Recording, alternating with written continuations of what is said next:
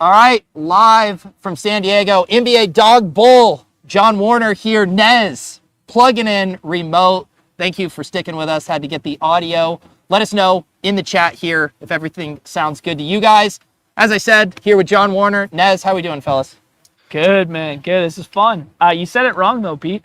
It's Slam Diego, buddy. Ever heard of it? You know what? I have. It's hard to keep up with all your stuff. You got your TJ McConnell jersey on. You got all your cute phrases here. Did you know about this, Nez, the TJ McConnell jersey? I did get a sneak preview that John was rocking the TJ. Of course. And Hallie's questionable, so of course. I mean, this is the prophecy, man. The people don't think I look at the slate before the slate starts. To be this prepared, Nez, are you not impressed that I would know that we'd be coming into a Hallie situation where he's been sleeping not in his home bed, on the road for some time, just have missed a game, then has a Q tag? I mean, this one takes a little preparation here, a little ball knowing. Stars on the line, baby. This is what we got going here for the next hour or so. Setting up behind us is the welcome party here, so we should have some qualifiers trickling in here within the next hour. But yeah, we're just going to set the stage, talk a little bit about the slate. And yeah, if you guys got any questions in the chat, we do have that pulled up here so we can get some stuff going. But Nez from Parts Remote here, how is this slate setting up for the participants? It's a pretty fun one. We got a ton of stars on the slate. No Joker, which I think to many people is a relief. But we got a lot of stars. I mean, this is a Giannis, Luka, LeBron, Tatum, my guy Zion on the slate. So I think this is a pretty nice slate. I think Giannis to me is like a clear 101, but there's a lot of, I like the matchups here, to boot, but there's a lot of stars on here in fun matchups. I hope the participants are excited because I would be. I think this is a fun slate for a Dog Bowl championship. Nez, I think there's a different vibe to this weekend than in Dallas. Dallas was, because the projections come out a little earlier. People were a little more sweaty. This is like West Coast living, sun shining. Everybody's got their feet up. People playing pickleball. Sorry, earmuffs, Pete. People playing pickleball out here and stuff. This one has a very different vibe to it. And I do think everyone's just like really comfortable with like waiting till tomorrow for the news and that sort of thing. And everybody's just kind of enjoying themselves because they're not worried about the slate tomorrow. You know what I mean? That's a good point. You have no choice but to kind of like relinquish control until tomorrow. Yeah. Well, and you think about it, right? For the NFL Dog Bowl, people were getting in reps in the goal line stands all week. So you really had a good feel based on, how those ADP boards were to shake out. Whereas I don't think there's any way to really plot out what your team's going to look like right now. We don't have ADP yet. Or is the layup line? Do we have anything upsetting ADP yet? Okay, so let me share a little alpha here. I was trying to pick the brain of the GOAT Sam Olsen at lunch today, and this guy had already maxed the layup line for tomorrow and was like telling me where ADP was at and stuff like that. So yeah, the layup line is up and people are in there, but mainly just Sam Olsen's in there, right? Incredible. Why don't we, I know we got a lot of people who know what the Dog Bowl is and how this is going to shake out, but maybe we set the stage a little bit for the people, talk about number of qualifiers we got, maybe the tweak as well for how these drafts are going to look, which are going to be different than most of the qualifiers. So John, maybe set the stage at least for how did these guys get here and what will they be doing tomorrow in these drafts? Yeah, so 12 qualifiers, qualifying events that led to 2 qualifiers qualifying from each of them. We did end up with 24 unique qualifiers. So we're going to have 24 drafters tomorrow, all drafting 5 times each. And they're going to be in 10-person rooms. Winner takes home $200K. That's about as simple as I can make it right there. A very different vibe having 5 drafts. Very different vibe in terms of 24 unique qualifiers. In football, we had 3 players max out and be in every single draft. This is everyone's on a level playing field here. So, yeah, it's going to be fun. It's going to be awesome. Yeah, and I thought we had a few people who qualified with multiple seats that have extra drafts. Nope. Okay. Not for the hoops. Wow. Yeah. All right. Wow. There you have it.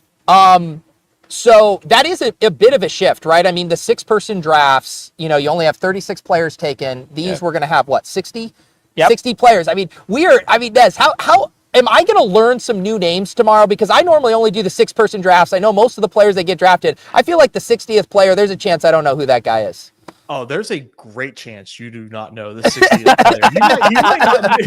player. You might not know the 48th player. Because, I might not. I might. Because the Brooklyn Nets are on this slate, and Pete, I would be flabbergasted if you could name me 4 Brooklyn Nets on this season. And they're, all right. they're D'Angelo Russell, Levert, is it? Who is it? 3 seasons removed. Oh God, Cam Thomas, golfer. go. No, Yeah, okay. Cam Thomas. Yeah. Cam Thomas viable in the 6th round tomorrow. Okay. Yeah. All right, I got 2.5. Yeah, I mean, Nez, I don't know if you know this yet, or the community knows this yet. Gil Arenas and the crew are here. We just saw them roll in off the bus there. Pete thought Brandon Jennings was a scroll the F down in the 6th round. Well, it is wild. I mean, I had Gilbert Arenas on my fantasy team back in the day. Right. Yeah. And I believe they're going to be doing some of their own drafting tonight as well. So we'll see what they have cooked up here. Oh, that's you so can't cool. see it now. We'll post some photos and stuff from the event. We do have the basketball court set up over here. I think there's going to be some games going on. Who knows? Maybe we can get Viper playing, Gil one-on-one. We'll see what we can cook up. 2 goats going at it. Yeah, the 2 goats going head to head.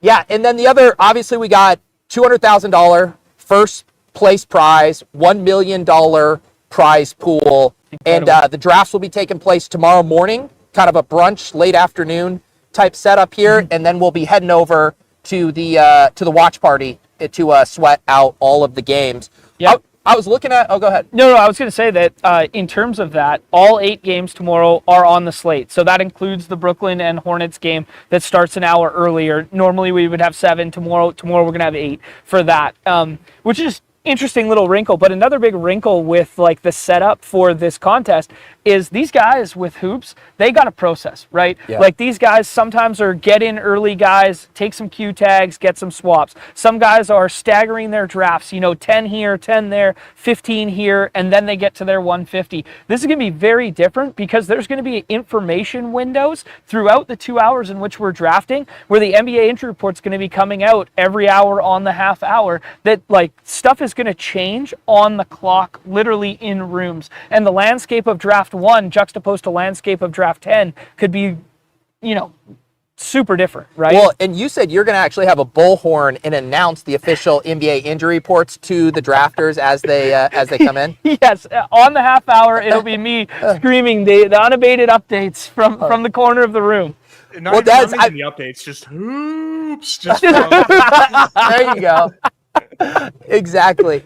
Hey, what are the games? So I would say the marquee game, the nationally televised game, is Celtics Lakers. Yeah. What other games are you guys particularly excited about, or you think could be kind of the game you had to have on the slate? I mean, the highest total on the slate and the pace-up environment that we're going to see is Pacers and Atlanta. But we don't know what we're going to see from that game. Just they played each other, 2 nights ago like that. Hallie had the Q tag, did not participate in that one.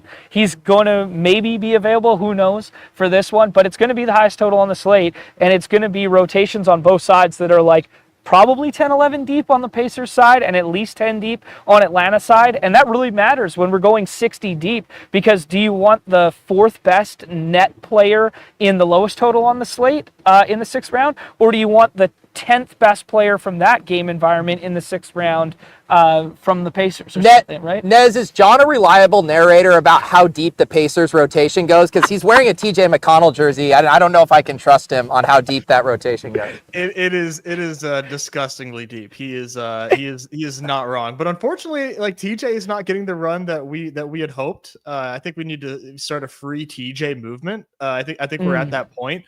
John's right. Pacers Hawks is definitely chalk of the day for tomorrow. No question. You guys got me? Yeah, we got you. Sorry. Nez, what kind of, obviously this is smaller than most contests on Underdog for hoops. The pick and roll, the $100 draft, sometimes you'll have 44 people in there.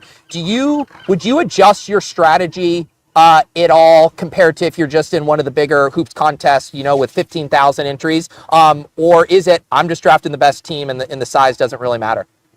I would probably lean a little bit more into my own personal biases and play into more my matchups more and kind of throw projections a little bit out the window, because I think, we saw this with the NFL Dog Bowl. For those who don't know, it was very much projection like heavy.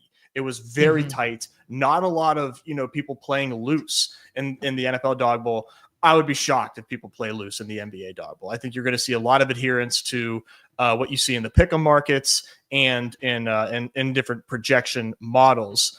I would personally lean into, some matchups more and play for ceiling. I mean, you're trying to win 200K here. Embrace upside a little bit more in these type of spots here. So, I would be looking at Magic Bucks, thinking about, the Magic guys in a nice spot against Milwaukee. That Pelicans Rockets rematch. I'm really excited about that one. And then Pistons Warriors. This is where I'll stop naming games on the slate, I promise. Pistons Warriors, I'm very excited about as well. So I'd be looking at those spots for ceiling if that was me in there, but I am not in the arena. Yeah, Nez, I think what you're bringing up is super viable, where it's just like leaning into your own biases juxtaposed to other people playing the hashtag models in a spot like this, or vice versa, right? How do you feel, just because of the draft timing of the windows, like Unabated's not going to be out yet. ETR is only going to have their first initial run. How do you feel for, someone who is a very projection-laden player? Yeah, I mean, not you, but if you happen to be someone like that in this environment, how would you be treating this? Like, what would your prep work be like tonight for this? I would go game by game and look at pieces that I would feel comfortable taking and really be picky at first. Do one run through of every single game. Tally up how many players you have. And if you don't have 60, find 60. And then from there, set your own rankings and just create your own tiers and do things that way. And then understand okay, there's a tier coming or a tier break in your own mind. And then, attack based on that. This is, I can't imagine ADP is going to have much influence in tomorrow's drafting, but I would certainly be going game by game and picking out guys, because you're gonna have to go to the bench for some of these guys, for some of these teams. Well, here's a question for both of you guys. So you have 5 bullets in this draft. Let's say there is a scroll the F down guy who's not going to get drafted 100% that you basically know I could get in every draft if I wanted. With a portfolio of 5 teams, what percent, from 20 to 100 would you be willing to take of a single guy? I don't know, Pete. Does he wear number 9 for the Pacers and outscore Halliburton? No, I'm trying to ask a real question, Sean. Yeah, I mean, I don't think 6th-round guys would be the guys I'm looking to get consolidated around unless I had, someone who was projecting to be like the 40th best player on the slate in the 6th round. I think I would be taking scattered shots just because of the depth of the player pool on the back end. On the front end, I think I'd be very fine getting consolidated around, if I happen to roll 5 straight picks in the top 5, taking the same guy 5 times and consolidating around one isolated superstar that I think's going to break the slate, I'd be entirely fine with that. What about you, Nez? Yeah, if I had a 6th-round guy that I thought was a secret weapon for me, I would probably, I don't think I would go 100%, but I think I would, if depending on the confidence that I had in that player, I would probably go 80% if I really felt strongly wow, there's a sleeping giant here. I think this guy has upside. I think he's going to play minutes. I like the matchup. And there's been times where, there has been plays like that for me and where I've gone really heavy like that. So I would say probably 80% max. I don't think I could go a full 100. I can't talk a big game. I know I would not get to 100. You never go the full 100. It is a little different, right? If it was a 6-person draft, your confidence level of that 6th-round pick would be much higher. When we're going as deep as we're going to go, it's probably going to be harder to have a gem that you think the market is just completely wrong on. On that same note, though, how do you guys think about your willingness to embrace Q tag risk, knowing that the swaps are not going to be as strong. Like you could be sacrificing what, like 20 fantasy points on if you had a round 1 Q tag and the guys you'd be swapping to. So do you think we see Q tags dip maybe more than we would on a normal contest? Yes, because of the swap options, and yes, because of the overarching prize pool available to people. I think people will be way more cautious, and I would also, triple down on that notion, Pete, because of the lack of back-to-backs on the slate in general tomorrow. We're dealing with a lot of probable tags tomorrow, and that nationally televised game with Luka and Braun and whatever, like you may as well just etch those guys in. Yeah. You know what I mean? Like ABC nationally televised against the Celtics, like just write them in stone, those P tags, I'm not worried about kind of thing. But like we're going to have the Hornets on a back-to-back. Mark Williams not playing tonight, but maybe available tomorrow. I think Melo would be like the sketchiest one to talk about there. Raptors openly tanking right now. Going to be on a back-to-back tomorrow, so maybe summarize there. Heat on a back-end back-to-back. Maybe something comes up there with Hero being questionable all day today, then being ruled in, and then we'll see what takes place this evening to push into tomorrow. So long-winded way of saying I'm cautiously optimistic that we're not going to get full-fledged silly season hoops with 25 O's all caps tomorrow because, there's only 2 teams front-end back-to-back and 3 teams back-end back-to-back, 2 teams front-end back-to-back. And those 2 teams on the front end, I'm not overly worried about. So I think we could have ourselves a nice, clean slate, famous last words. Yeah, I have a galaxy brain thought here, and it's regarding the Raptors. John mentioned they are openly tanking. They certainly are. They pulled out their starters at the end of the game against the Magic and tried to lose and couldn't lose. Today, though, they're playing Scotty, they're playing IQ. At home against the Jazz, and I wonder if when they're at home, they like respect their fans enough to like not do that, But the thing that is troublesome is like, man, if you're the first drafter tomorrow and you have like you're looking at the Raptors against the Wizards tomorrow at home on a back-to-back though, like you're getting a Q tag on Scotty. You're getting a Q tag on IQ. But these guys have played through back-to-backs before, and other than the fact that they're tanking, I would probably try to, it's easier to say it on the other side here, just lean into it and hope that these guys play in a good spot at home and try to win. But man, those shenanigans against the Magic, that was hard to swallow.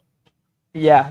I feel like, because hoops is so, characterized by these, Q tags and the swaps and all of that. Like it would feel like a weird slate. Almost we were deprived if we didn't have a little chaos, but you don't want so much chaos in a way that it ruins everyone's experience. We got to find that happy ground. Yeah, I'm really looking forward to set the scene for what's going to happen for us. The drafts are going to kind of close at about like 2-ish our time, we estimate, maybe 2:30 our time, and the first games tip at 3, and we're all going to be taking a bus from this venue where we're drafting to the watch party venue. It's going to be sheer chaos on that bus with everybody jamming swap rankings if we get some LOL Hoops news in that 30-minute window, and just to read and react everyone on that bus, it's going to be hysterical. It's going to be pure comedy for a guy just enjoying it in the corner there. I mean, I'm not rooting for it, but hey. We should talk a little bit about some of the participants, the qualifiers here. I have pinned in the chat, and I also shared it on X. But our guy Gumby, big time hoops drafter, he what's up, Berman? He made a contest that you guys can play along with at home to do essentially a showdown style contest where you can pick participants with a salary cap, and I believe he's kicking in $100 prize. I will match that and kick in a prize as well here to juice the pot. Hey, we have it pinned. What? I will not be left in the dark. I too will match it and kick in $100 prize as well. Look at that prize pool. Guys, I have a baby on the way. I am not contributing $100. Not away, Des. There you go. Des was either going to quadruple it or back out. But so that's pinned in the chat, and you guys can go in there. You just put in your Underdog username, your social security number, and then Gumby. No, it's just Underdog username, and then you can build a team. And if you were going to build a team here, John, and he has put some salaries on these guys, you know, with Yes. some implied odds, essentially. Yep. Who do you think some of the heavy hitters are in this contest? Okay, I'm going to speak from what I've witnessed this weekend. I had myself a nice little tub this morning. Then I go nice and early, bright and early with a coffee, go down to the beach, and nobody else in the world is out there except for Best Ball Viper, walking those sandy beaches, AirPods on. My guy is dialed. He is focused. He is touching the earth. He's probably seen a hawk out his window already to run it back. I mean, how do you go against the guy who won the NFL Dog Bowl and now who is out here touching grass, touching sand, and just living life the right way? I mean, I'm just digging this guy's aura in a big way. Put him in the captain spot one time for me. That's one fun angle to this Dog Bowl is we have, I believe it's 3 participants who are also qualifiers in the NFL Dog Bowl. So Viper, of course, the champ. We have Patrick Barnes, YouTube, ran into him last night. Way more of an NFL guy, just dabbled a little bit, won a seat. He seemed almost sheepish about it still last night. And then we have Sam Olsen, who, of course, one of the best underdog players out there. Awin as well. And Awin, Yeah. one of the best drafters right now. So it is really fun to see some of those best drafters be able to punch 2 tickets. And you want to triple down on the notion of game of skill. C.R. Blake, our guy, Chandler, he won Dog Bowl seat last year as well there. And who else? Lowell's Hot Dogs won a Best Ball Dog Bowl seat for NFL last year as well. So, I mean, man, these are the who's this weekend. Yeah, so let's look at some of these salaries that that Gumby put together here, and maybe we could build our own team here. Nez, do you have someone, if you were going to lock button, you could do our captain slot, or you just someone you want to lock button on this team? Who would it be? I think so. I got to give you like the good, honest tout answer here. Spartan is egregiously mispriced. Okay. In the Gumby contest, Spartan is a good player, and Spartan plays a lot, and he has had good results. And Gumby has him at 7,500, which is like one of the cheapest players on here. He's gonna be like 90% owned in the Gumby. He totally messed up. You can't run a Gumby sim without Spartan in the lineup. I will also say a little Spartan Alpha. I saw him exiting the fitness center earlier today. So you know this guy is getting his mind right. He's getting his body right. I mean, this is someone that is clearly operating on all cylinders. I don't know if he's going to have a hawk, visit him. But I can say that he is going to be physically and mentally prepared for this tomorrow. John, who would be someone you'd want to lock button on your roster? I mean, I was sitting at afternoon lunch here with Numi2 and Luke, and as this man walked down toward us, I stood up, I applauded, I said, is that the greatest player that Underdog Fantasy has ever had walking in our direction? And the crowd went wild, resounding. Everyone in the bar stood up, they were jumping up and down because Sam Olsen, 31, was marching toward me. Just great vibes, great dude, and pound for pound the best player on this site. Love it. Yeah, man, we have so many strong players here. I'll give a shout out to the Wood 1105, just consistently up there at the top of the leaderboards. I feel the 6-mans, the 12 persons, all of this. I'm laughing because as I'm looking at Gumby's site right now, it had a quick crash. I think we crashed the Gumby server. I will have to donate $100 to Gumby's server costs as well, apparently, to keep this game alive. Now, I think we're back up and running here. But yeah, ton of strong considerations here. I mean, what do you think, Nez, as far as like how much of an edge do you think some of the top drafters reasonably could have? Or is it, hey, any given, in our case, Saturday, someone can take this down with the perfect team? I think there's edge. I mean, for those that are out here and they're not feeling so confident, I mean, you can still win.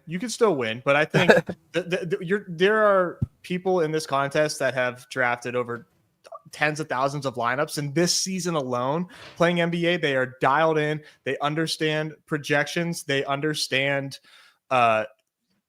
range of outcomes really well. They understand ADP. And, Yeah, I mean, to me, I think that there's a strong edge for certain people. Are we all right over there?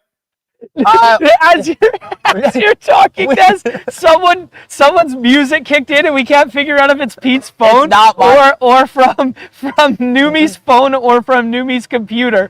That now we're just listening to like a song, and it's just like vibing here. It's probably Logic if I know Numi. Can you look and see if there's any audio going on some of your tabs? That is so funny. Oh yeah, we got some Noah Khan bangers coming through. Some little new. Okay, we're back, Nez. We're back. Okay, guys. That was historical. wow. Hysterical, man. What is going on? Yeah, and I think the other thing that is kind of going back to how you'd set up your portfolio. Obviously, you can't control, randomize where you get your slots. Like Nez said, Giannis, if you get 5 101s, you're going to happily probably have, 100% Giannis. But how would you guys approach some of that other portfolio stuff? As far as, would you really like to be all over the map, have 5 really different teams, or more of a core where you kind of know, hey, these 2 or 3 guys, this is who I'm riding or dying with? This is a very cool question in terms of the dynamic that's different between NBA and football, because NBA is such a volume-laden game and everybody flexes their exposures every single night, right? They're like, hey, I got 40% of so-and-so, and like that seems like a big threshold and a big number and whatever. If you have 40% in this contest, you only got them 2 out of 5 times. You know what I mean? Like that's not a flex. So I think from an exposure standpoint, I would be quite comfortable just condensing and giving myself as many shots on net with what I deem the best plays, outside of the scroll the F downs at the back end where things are a little more fringy and finicky and the projection is less sound. I would be chasing some outlier ceilings at that back end. What about you, Nez?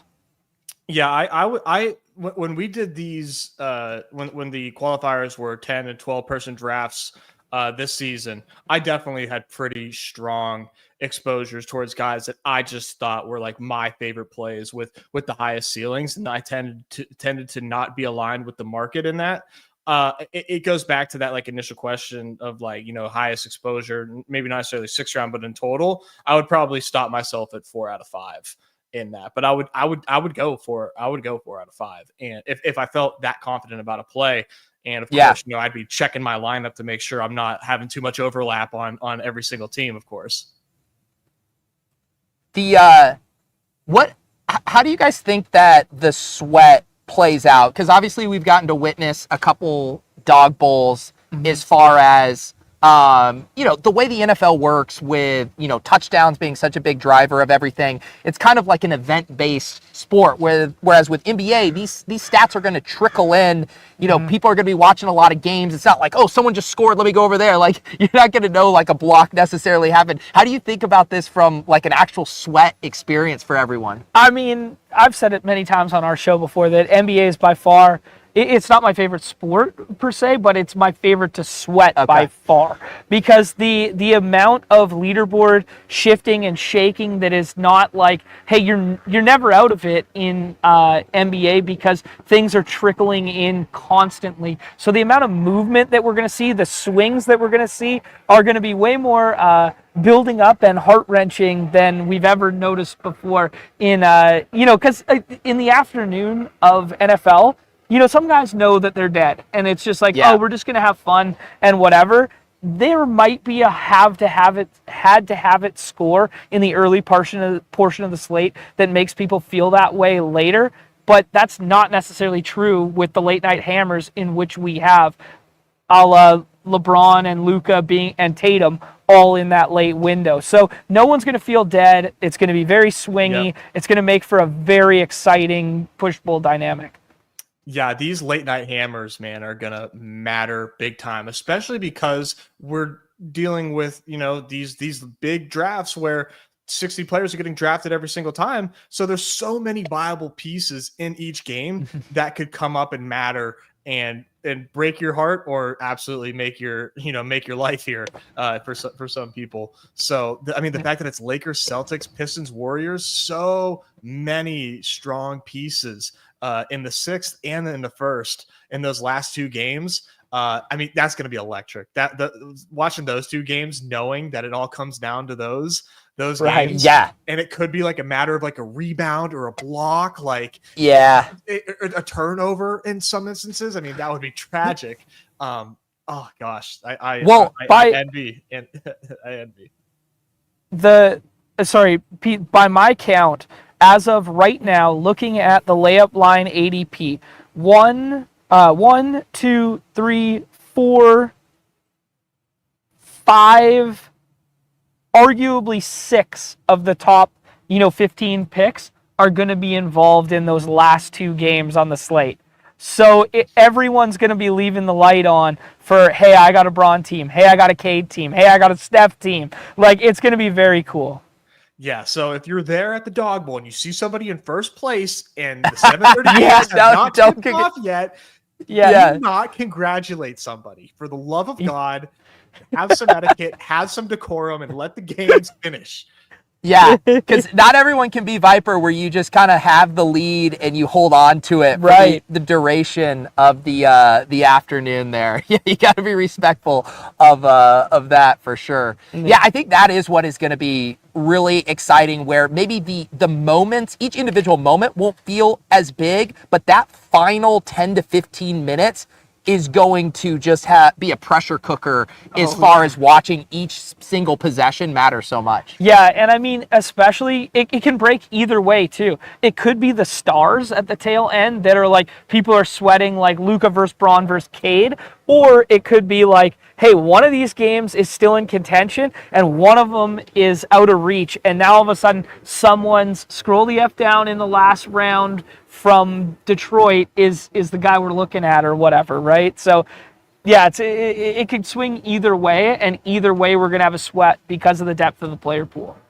Thank you to everybody hanging out with us in the chat. Having a hard time catching all of the comments here, but if you guys have any questions, Angelina here says, when are you getting Sam Olsen on the stream to talk about his process? He's in all of my drafts there.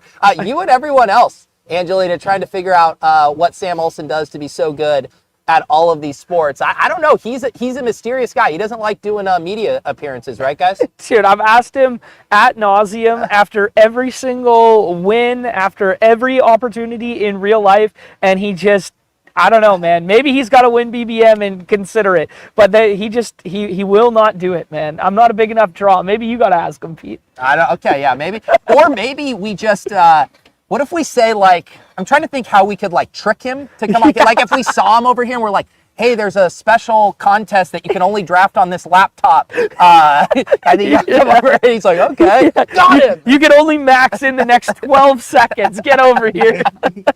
Yeah. You have to explicitly state what you're doing. Yeah, exactly. And yes, of course, always smash the like if you guys are watching on my channel or the Badge Bros. We appreciate it. We'll have some more content tomorrow. Maybe we'll be able to squeeze in another show. Yeah. Or at the very least, we'll have lots of posts on X for you guys and from tonight and the parties and all of that good stuff. People want us to talk about Geno to the Raiders. This is a hoops-focused show, but that did blow my mind. That was crazy. Had to bring that up. Let's see here. We did just lose that. Oh, there he's back. He's back. All right. What other stuff's on your mind? You want to set a little more of the stage? People were asking about, where we're at, the venue here. What do you want to let the people know? Man, this is gorgeous. There's 5 pools, there's a spa, there's a fitness facility. They golf cart you around from bungalow to bungalow. Everyone has their own standalone detached bungalow that you can hang out in there. Numi's room, 563. For anyone at home, come to Numi's room. He's hosting all the late night parties. If anyone's in the area, Yeah. Numi's pushing the pace out here. No, it's. I mean, man, this is evergreen with us. Underdog I don't know how they keep doing it. They just keep one-upping themselves, venue to venue, event to event, because I mean, look at this backdrop right here. We got a hoops court set up there. I'm staring over here. I see a video game set up. I see everybody's teams that they qualified with set up. It's truly gorgeous. It's so Aaron, well done. if I just could I do a slight pan over here to show people this setup? Would I mess that up? Oh, too here we much? go. Pete's Okay, on the road. Here he goes. No. Tell me There how you this go. is going. Look at Yeah, the keep marquee twisting. lettering, Yeah, Yeah, you got the seal. lettering with the got backdrop. swing. You see the Yep. NBA Jam thing is setting up here. You get a Palm, good shot. yeah, palm trees everywhere. Everyone's teams are listed Yeah. on that hedge right there. NBA Jam getting wheeled in. We got the street ball shooter over Is that here. Gator We I got see? Yeah, that's yeah, we got that's Gator. Gator, you're Yeah, live. Gator, you're live. What's going on? Yeah. So people have been playing some golf, going to Torrey Pines and stuff like that.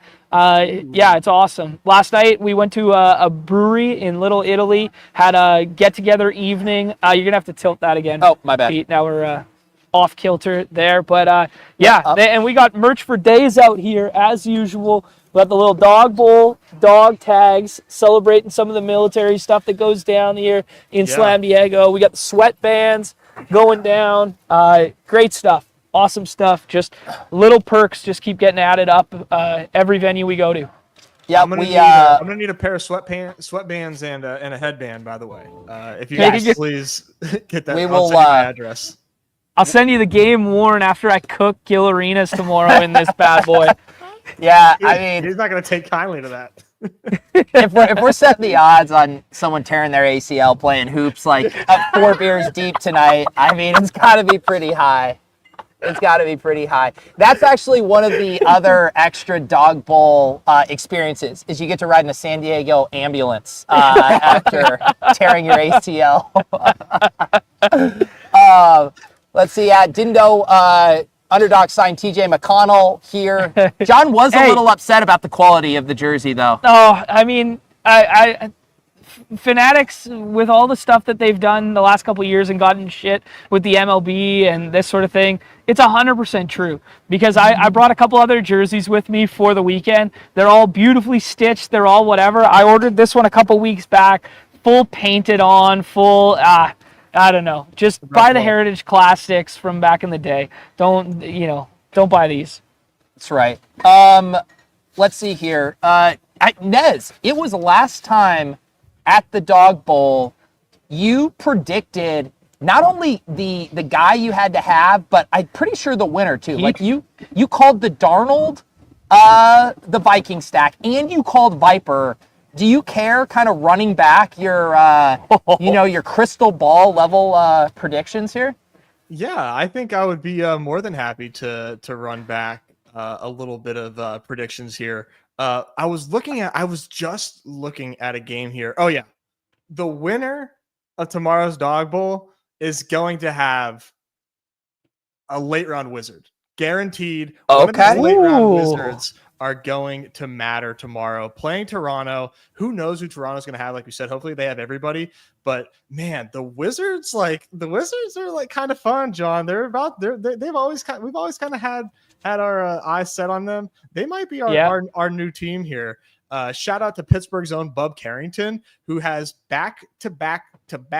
I'm just a stretch here. 4 straight games of 27 fantasy points or greater. That'll play in the Dog Bowl. Yeah. That'll absolutely play. We have Rashawn Holmes with the Q tag. That could mean Sarr gets a little more love than we're used to.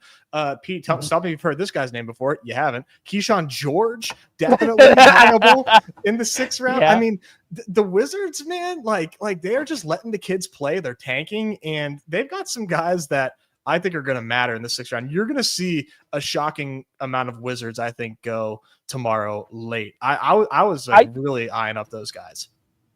I like where you're at with that, Nez. I'm a little concerned about minute ceiling, but the names that you named are the guys that have minute ceilings. Like, I'd be a little concerned about like the Marcus Smarts, the Chris Middletons, though they are like decent rate guys, Middleton in particular. I'd be scared of minute ceiling with them. I like the ones in which you named there. Any worries about Q tag, Jordan Poole? I mean, I'm surrounded by the Pacific Ocean and 5 pools out here. Is it a pool party? Ooh. Is it a pool party, Nez, that could spoil that scroll the F down call by you? He might, man. He might spoil something. It would be. He's definitely one of the more interesting Q tags, but I think he goes late enough that somebody will take a chance on him and be able to swap to maybe a wizard. I can't imagine that Jordan Poole is pushing up too high off, missing an extended absence. It is upper body; it's an elbow, so you got to wonder about, is his shooting going to be on point tomorrow, even with this injury? So no, that's a good thought. Yeah. What are you looking at here? I'm looking at ADP from the layup line right now. Jordan Poole currently undrafted. Obviously, we know those are 6-person drafts, so only 36 people going in the player pool. Underdog projection right now is 33.1 for what it's worth. He hasn't been drafted yet in there, but some of these Q tags that are going to come into play for us, maybe I was a little dismissive of the Q tag notion earlier, because when you start scrolling, sounds like Tobias Harris is going to play tomorrow. Who knows about the Miami stuff on the back-to-back, but Khalil Ware down here with a Q tag, Jordan Poole with a Q tag. So, yeah, there is going to be some intricacies of these guys at the back end there, Nez. Well, and that's the thing, too, mentioned in the kind of your risk appetite for Q tags. You're probably not going to have an appetite for them if they're in round 1 or 2, but they start to look really nice the deeper you go, because you're essentially getting a discount on a guy who might otherwise be a 4th-round pick that you're now getting in the 6th. Mm-hmm. And when you're trying to win $200,000, that starts to feel like a pretty nice proposition. And also, like, knowledge is so much power in the NBA, right? The contingent upside of where minutes are going to be allotted to means so much. So the evergreen phrase that Nez and I always use is just staying on the clock, right? And it's like, by taking Jordan Poole there, at least I stay on the clock until deciding between, Bob Carrington or someone else later in the day. So, yeah, it will be a risk tolerance exercise, but I do think the contingent upside of plays will be better, closer to lock in this than the NFL Dog Bowl was, Well, the other thing I was thinking about in relation to the NFL Dog Bowl, and a lot of people were getting reps, we were mentioning, in the goal line stand, and getting a lot of volume down. Mm-hmm. This is a little different because the contest will mostly open tomorrow. What kind of volume do you think these guys are going to get down in the alternate contest outside of the Dog Bowl? Or do you think you're going to have just a pure sweat of my 5 Dog Bowl teams is all I care about? There is a 0% chance that these sickos aren't 150 maxing the other contest at the exact same time, because they're going to be putting forth their best possible effort into the Dog Bowl. And what coincides with that is, hey, I've done all the research, may as well push the plane 150 times in the other contest. So, I mean, I wouldn't put it past. Awen walked up to us this afternoon and he said, yeah, just went back to the room, did some research, pushed the plane on 150. Now I'm going to play pickleball. He's going to be doing the same shit tomorrow. It's going to be awesome. I do think, if you're going to the watch party and you're going to be watching, 5-6 hours of hoops, you're going to want as much action on the line as you can. So, I bet you're going to see a lot of 150 maxing there. Pete just got his tag. Pete, what do you got here? All right, this is... you have to refer to me as the value hound. Pete Value Hound over there. Make sure you get that right. What do we got here for John? I'm just your prototypical badge bro. Singular because I'm without my counterpart right now. So just one singular badge bro. It's a bittersweet one to look at, Nez. I mean, if you keep this up, maybe next year it'll say TJ Stan on it. Number 1 TJ Stan. New title. That's right. Nez, Pete, I did see some people in the chat earlier. They're wondering, baby watch update. Anything imminent? How are we doing on that front? We're doing okay. We're doing okay. She's hanging in there. We're next Saturday is what we're thinking is like the deadline. But it could happen at any point. It is certainly imminent. Bags are in the car. I'm ready for anything. I'm ready for anything. If she comes into this office right now and say we got to go, I'm dark. I'm out, and then I'll drop baby name if that was the case. But no, we're looking good. She's hanging in there. She's very uncomfortable, but she's healthy. Baby is healthy. So I wish I could be there next time. If we go for number 2, I'll plan the conception at a better time. Well, plan your time you get on the hashtag team, buddy. I just take it any possible time it could happen. I don't know if you can be planning those moments. If you keep wearing that jersey, I don't think it's going to be happening much more. I mean, if I keep playing all these damn fantasy games on Underdog, it's never happening again for me. You know. How about this one? Let's throw this out to the chat. Depending on like the labor process and when you come home, you might be in the hospital a couple days. How many Underdog teams do you think Nez drafts from a hospital? I mean, this is going back. I had when we were doing Club Top Shot, Peter Jennings hopped on a stream from the labor room there and their post. So I mean, we've seen some dedication from content and fantasy players. I want to get some guesses from the chat, and then I want to see because Nez. I mean, as you know, there's a lot to draft right now. You got your dingers, you got your hoops. You could get in your big boards, all of that stuff. You're going to be bored. You're going to be passing the time, killing some time in there. I think it could be a pretty high number. And it's really easy to type in a big number and hit enter and just let the auto drafts gods do their thing. Yeah. Don't be surprised if I hit my max gladiator rakeback during Labor Week. Yeah. Let's see that. We got Noah says he's predicting 20 to 30 drafts with some accidental star draft mistakes. Absolutely hammer the over on that line, Noah. Absolutely hammer it. Higher, Pete, please. The higher there.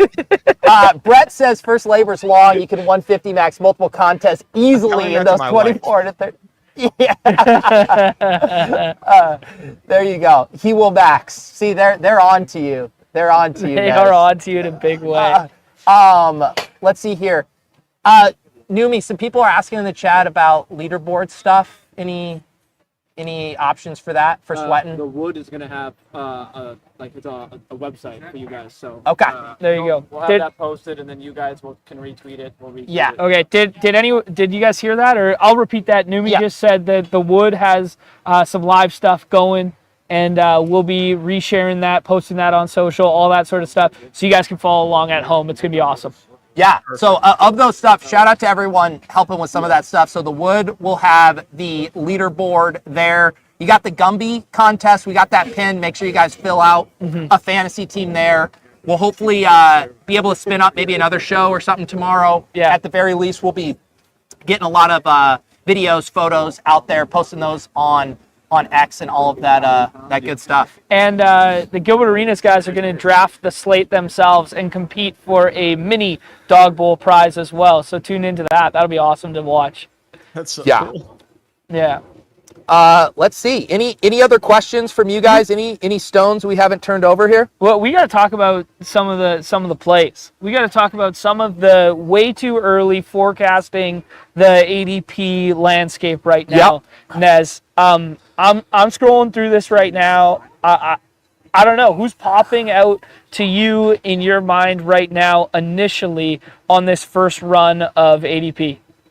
Yeah, for me, I'm very I like to look at the guys that don't have ADPs right now and where I think that they might go. And the Orlando Magic, to me, have two guys that I think are pretty appealing. Well, Cole Anthony now has an ADP of 35.4. I am very into him. He's back healthy against this Bucks team. I'm looking forward to that matchup. And then Wendell Carter Jr. also playing more minutes lately for the Magic. I can see him being, maybe as early as a 4th round pick, probably more 5th round pick, depending on what this late round looks like. So those guys without ADPs stuck out to me right away.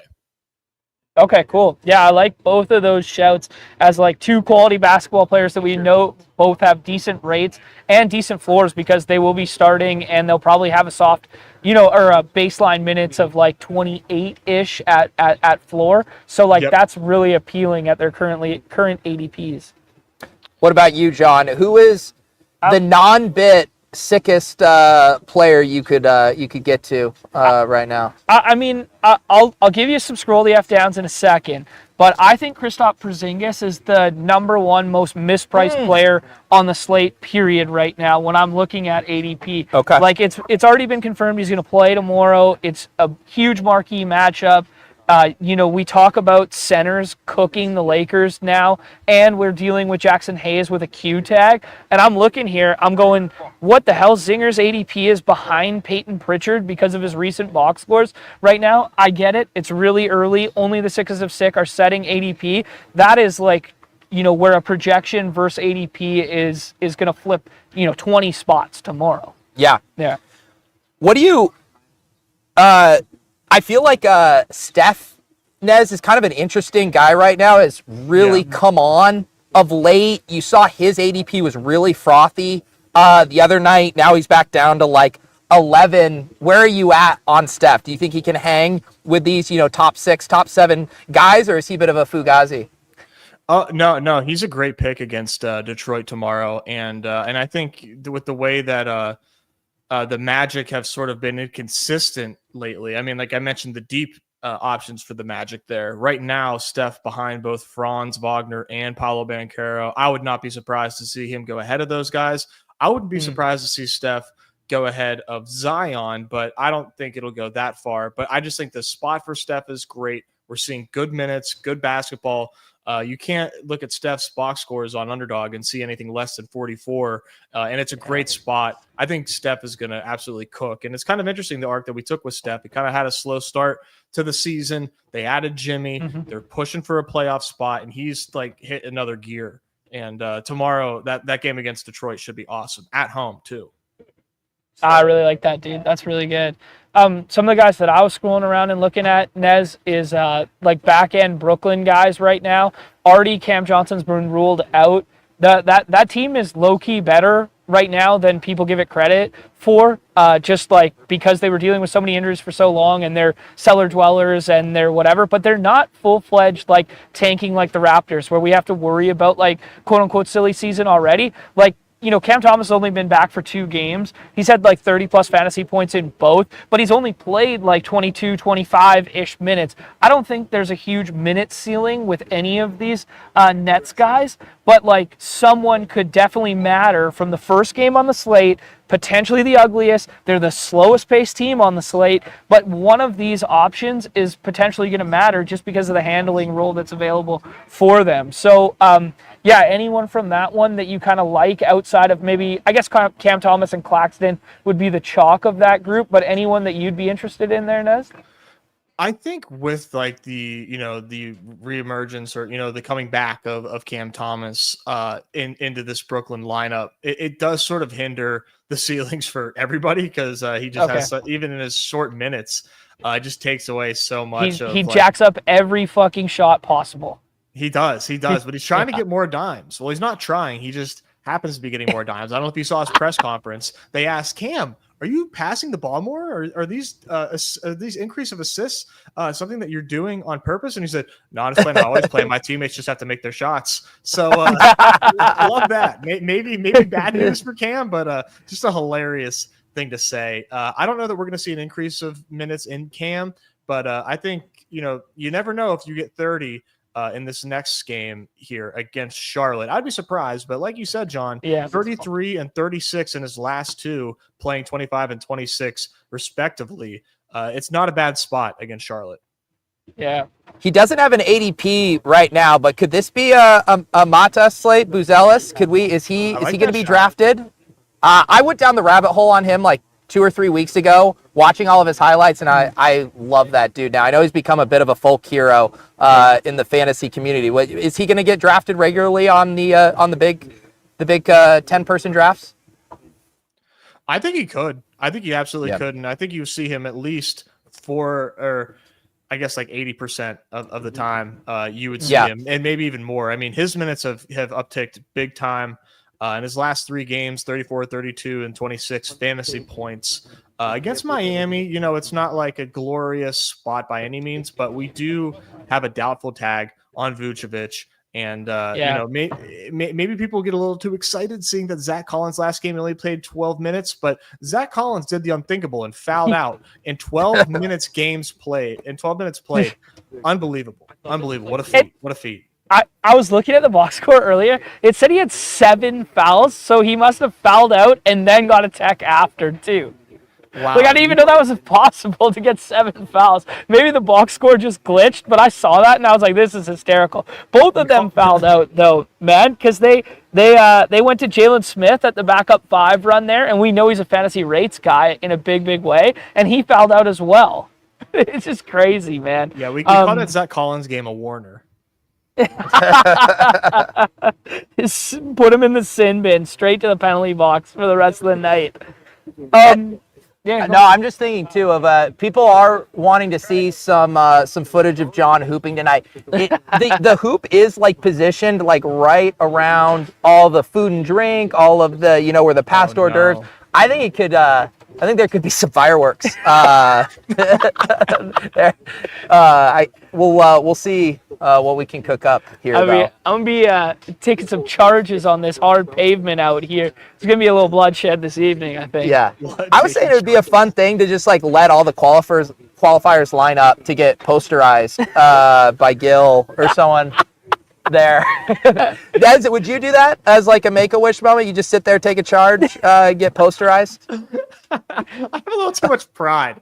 All right, I think I'd make a business decision and knock down that one. I do think all the qualifiers need to shoot a free throw, and we need to see the forms, and we need to know who has stolen valor out here in the Underdog streets. I need to see who's got good form at the free throw line.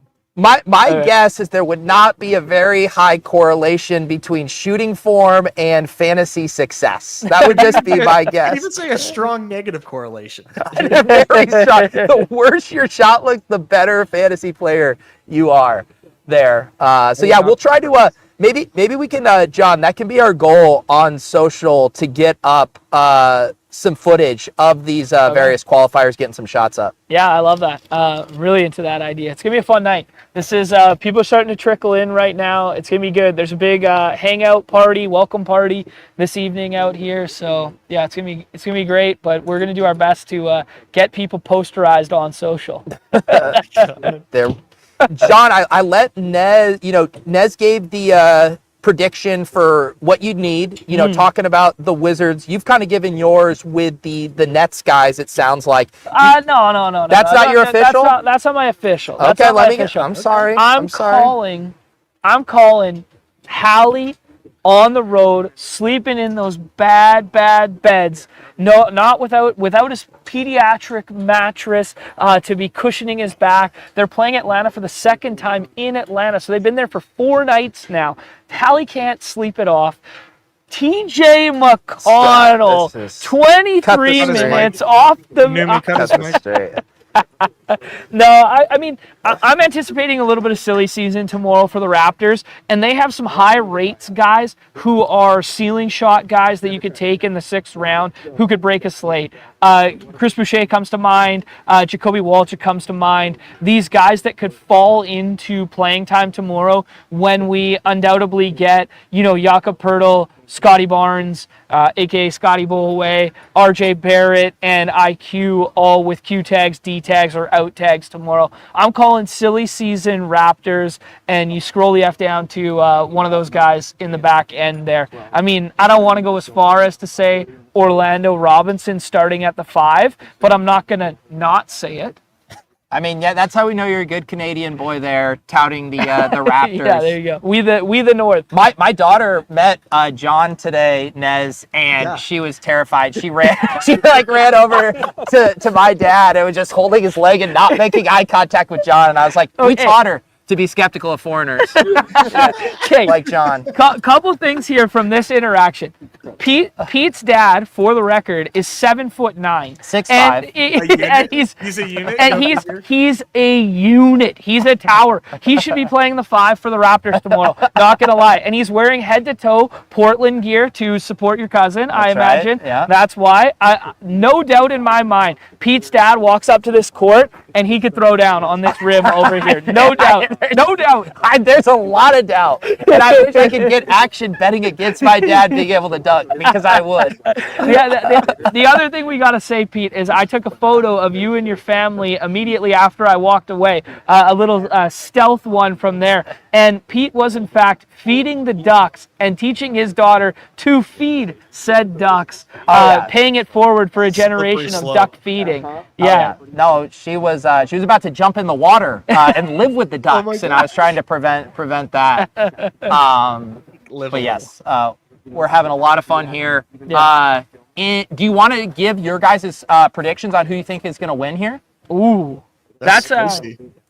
that Yeah. is spicy. I'm gonna go full dark horse on this one. Okay.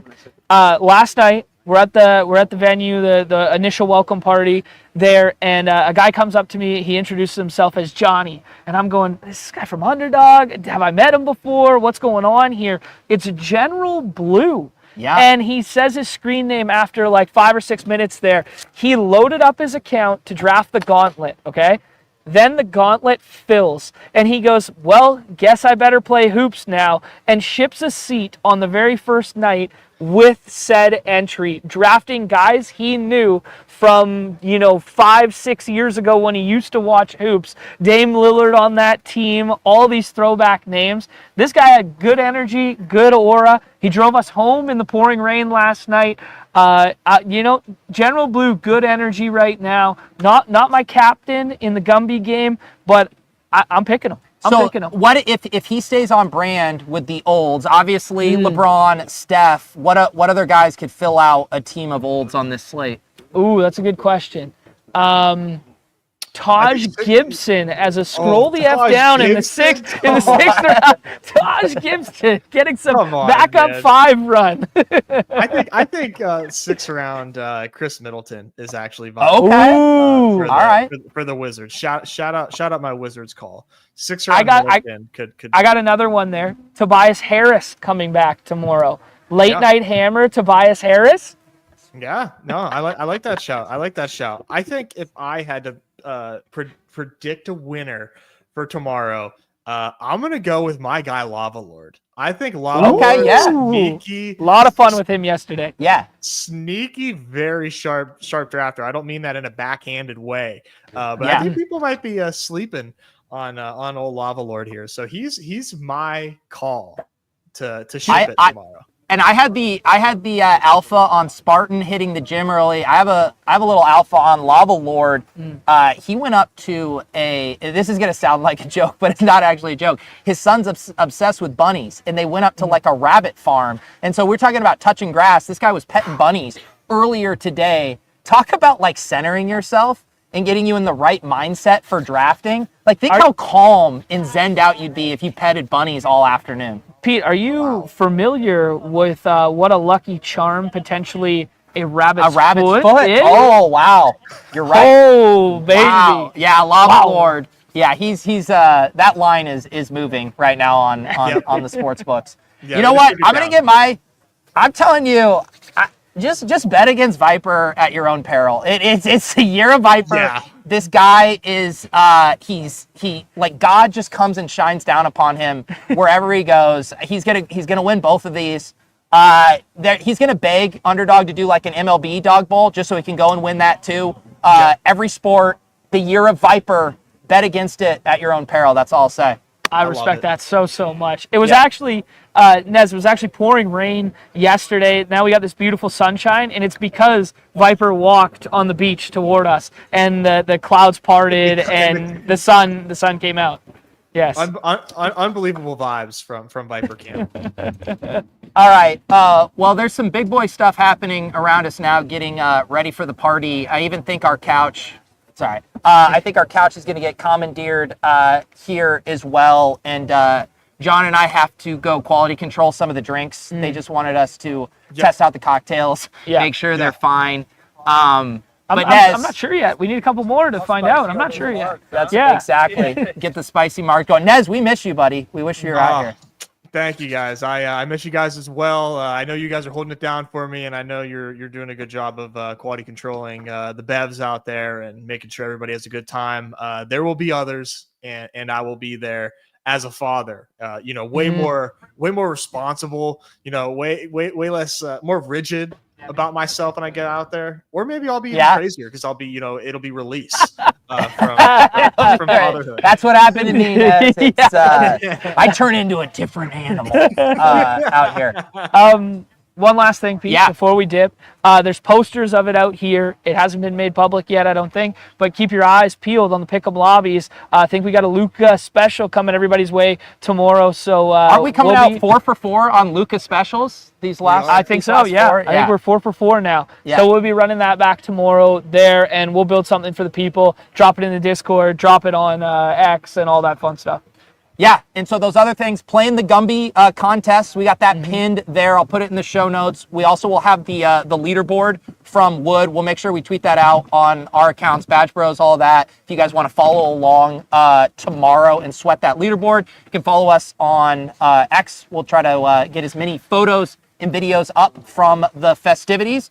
Otherwise, thank you guys for hanging out. Of course, thank you to Underdog for putting on this awesome event. Any final words here for you, John? You know what, Pete? I'm going to go ahead and take this moment to call my shot tomorrow. You were not able to get it done at the previous Dog Bowl to win the Battle Royale while we were there. Thanks, John, for reminding me. I'm going to remind you of that, and I am going to ship the Hoops contest alongside everybody else tomorrow with the alpha of Sam Olsen. Once I get him a little liquored up this evening, he's going to tell me the best plays for tomorrow, and I'm going to use the best plays, and I'm going to get it done tomorrow as well. And what's sad is I can already picture this scene, and you've ripped off your shirt, and we're trying to celebrate the winner of the Dog Bowl, and John's over there trying Making to it about me? Yeah, I could already. Yeah, so that absolutely cannot happen. Anyone but John win the Slate tomorrow. We cannot I will have that humbly happening. step up. And, Thank you. from his Thank grasp. Luckily, the person who prevents John from winning is himself, based on the lineups I see there. Okay, last thing we got to say then. Nez, yesterday when we were doing the drafts and stuff like that, as soon as we got the Hallie news, I entered 50 drafts and I took TJ McConnell in every single draft. Every single draft. 100% exposure TJ McConnell yesterday. It did not pan out. All I heard from that is you have too much disposable income to light on fire. All right. He was a good play.